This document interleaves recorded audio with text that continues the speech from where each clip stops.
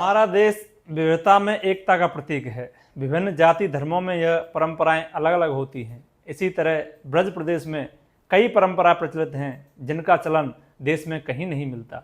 ऐसी एक परंपरा है महाभारत के अनोखे पात्र बर्बरीक की पूजा। ब्रज प्रदेश में इसे टेसु कहा जाता है। लड़कों के हाथ में टेसु व लड़कियों के हाथ में दीपक की रोशनी से जगमगाती झांझी होती है, जो घर घर जाकर टेसु और झांझी के गीत सुनाते हैं और लोग उन्हें दक्षिणा व अनाज देकर विदा करते हैं।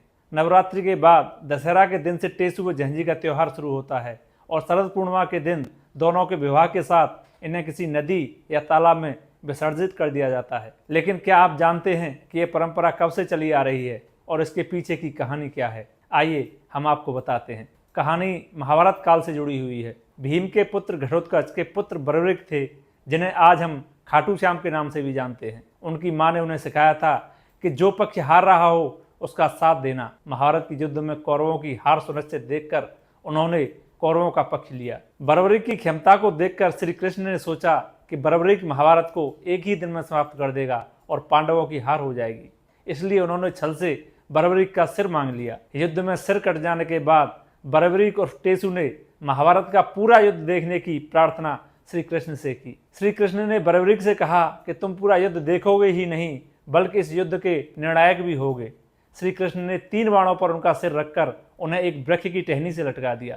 इसी कारण टेसु की 3 टांगें बनाई जाती हैं। इसी टेसु की प्रेमिका का नाम था झांझी। युद्ध से लौटकर झांझी से विवाह करने का उनका वचन था, लेकिन युद्ध में शहीद हो जाने के कारण उनका विवाह नहीं हो सका। श्री कृष्ण ने बर्बरीक को वरदान दिया था कि हर साल शरद पूर्णिमा के दिन सर्वप्रथम उनका विवाह होगा और उसके बाद ही अन्य विवाहों का शुभ कार्य प्रारंभ होगा। तभी से यह टेसु और झांझी के विवाह की परंपरा लगातार चली आ रही है। मगर आज आधुनिकता ने टेसु और झांझी की संस्कृति लगभग समाप्त कर दी है।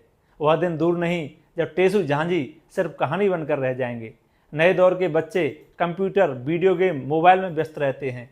टेसु और झांझी और इनके गीत अब सिर्फ ग्रामीण क्षेत्रों में कहीं कहीं सुने जाते हैं, वह भी चुनिंदा बच्चों के समूह में। अगर आपको टेसु और झांझी की यह कहानी पसंद आई हो तो हमें कमेंट में ज़रूर बताएं। ऐसी ही अन्य मज़ेदार और रोचक कहानियों के लिए देखते रहिए द टाइम्स ग्लोबल। धन्यवाद।